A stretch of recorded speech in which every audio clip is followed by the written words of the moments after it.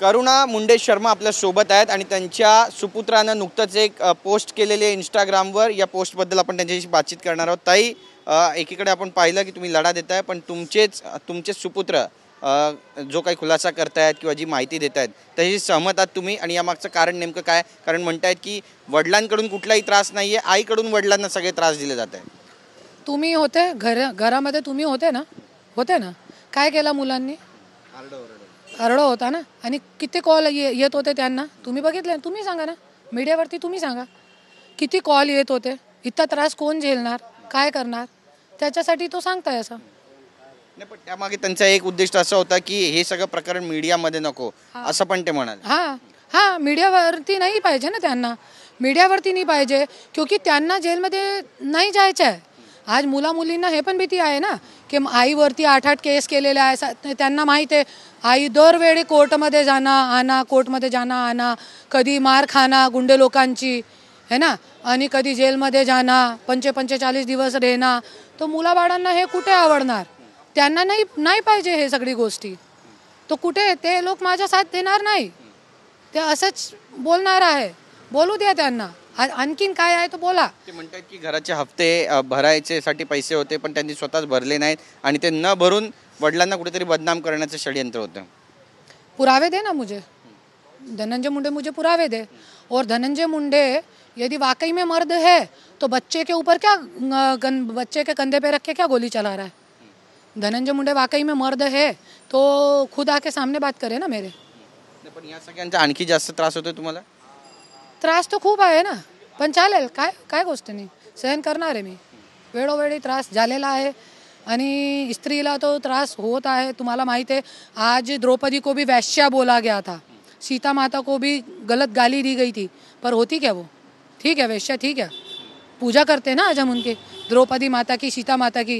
रामलला वहीं भी राजेंगे, सीता माता वही भी राजेगी, पर जो ओरिजिनल की सीता है उसकी क्या हालत करी है?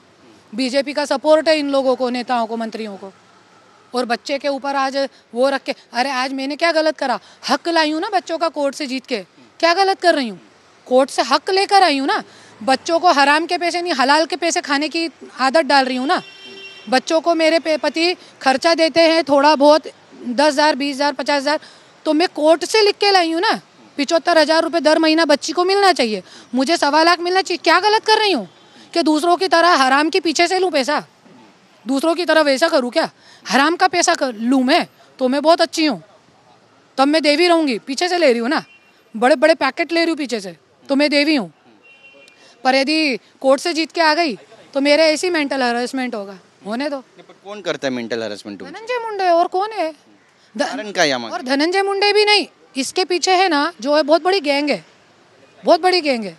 उन लोगों का लूंगी मैं नाम, बघताने दो। पिस्तूल ठेवण्यात आली तुमच्या गाडीमध्ये, प्रकरण काय होतं? तुम्हाला माहिती आहे, तुमची मीडियावरती सगळं आहे, सगळे पुरावे घेऊन मी बीडमध्ये गेली होती, परलीमध्ये सगळा खुलासा करण्यासाठी की मी पहिली बायको आहे, माझी लग्नाचे पूर्ण पुरावे आणि लग्नाचे फोटो सगळं काय मी घेऊन गेली होती। तो त्याच्यामध्ये मला रिव्हॉल्वर टाकली, 3 सालमध्ये जेलमध्ये टाकण्याचा प्रोग्राम होता त्यांचा। आणि DYSP स्वतः येऊन माझ्या घरी येऊन, 40 पुलिस वाले येऊन माझे घर से, सारे नाबालिग बच्चे होते।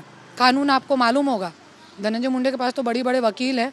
सदावर्ते जी जैसे वकील से पूछे वो कि क्या लॉ है क्या नाबालिग बच्चों के सामने घर झड़ती लेने का, जब माँ नहीं है उनकी, बाप नहीं है घर में, तो नाबालिग बच्चों के सामने मेरा लैपटॉप, मेरी USB जिसमें पूरे मेरे शादी के पुरावे थे, मेरी एल्बम सब DYSP लेके गए। महाभारतातल्या अभिमन्यूसारखी तुमची अवस्था झाली असं म्हणालात तुम्ही? नहीं, मैं अभिमन्यु नहीं हूँ, मैं तो अर्जुन हूँ, मैं तो लड़ूंगी और जीतूंगी। जीतूंगी, मैं जीत रही हूँ, इसलिए तो इनको इतनी मिर्ची लग रही है ना कि बच्चों को आज आगे कर रहे हैं। आज हार रहे हैं।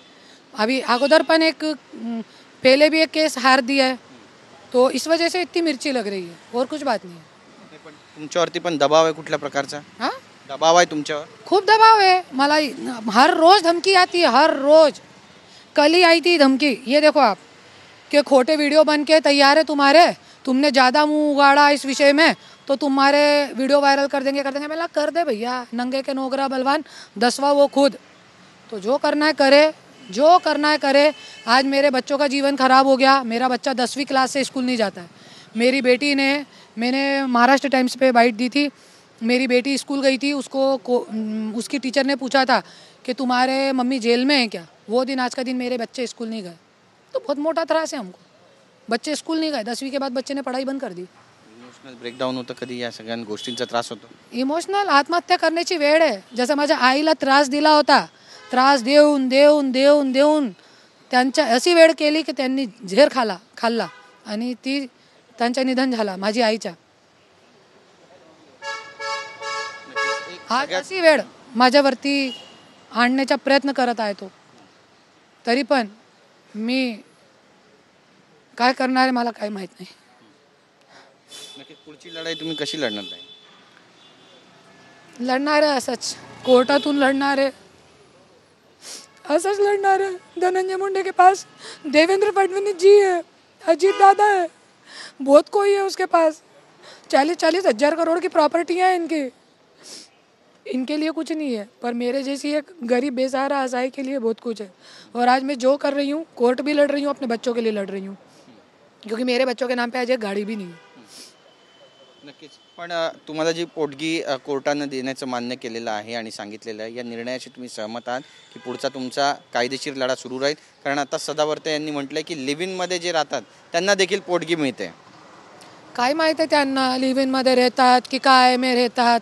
तुम्ही कोण आहे? तुम्ही जज नाही आहे, तुम्ही फक्त वकील आहे।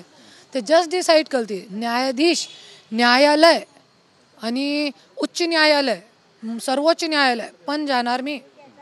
त्यांचं असं म्हणणं आहे की धनंजय मुंडे यांनी अजून आपली बाजू कोर्टामध्ये मांडलेली नाहीये, ते मांडतील तेव्हा सगळं सत्य समोर येईल। चालेल ना, मांडे ना, चांगली गोष्ट आहे, मांडेल।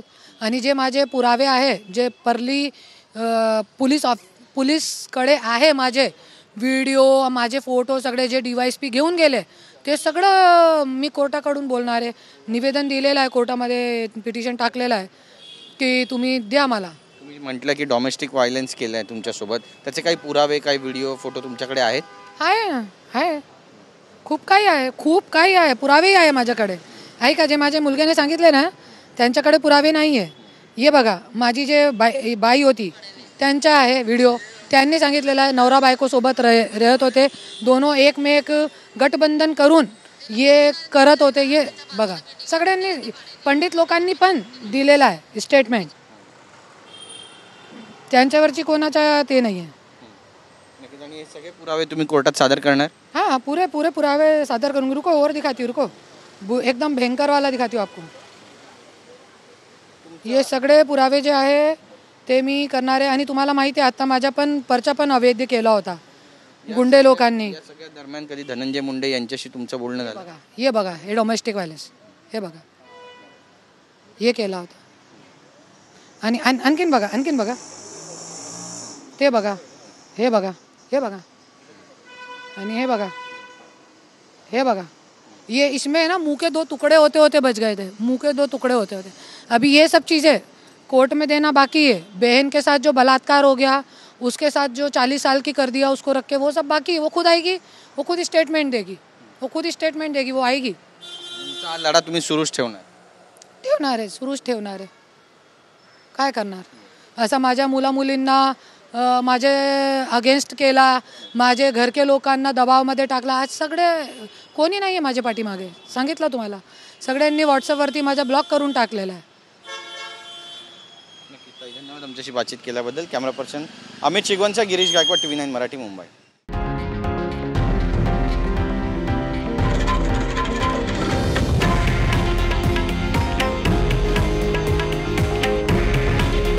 हे आहे देशातील नंबर 1 न्यूज नेटवर्क आणि आपण पाहत आहात TV9 मराठी। काळजी तुमची, हित महाराष्ट्राचं।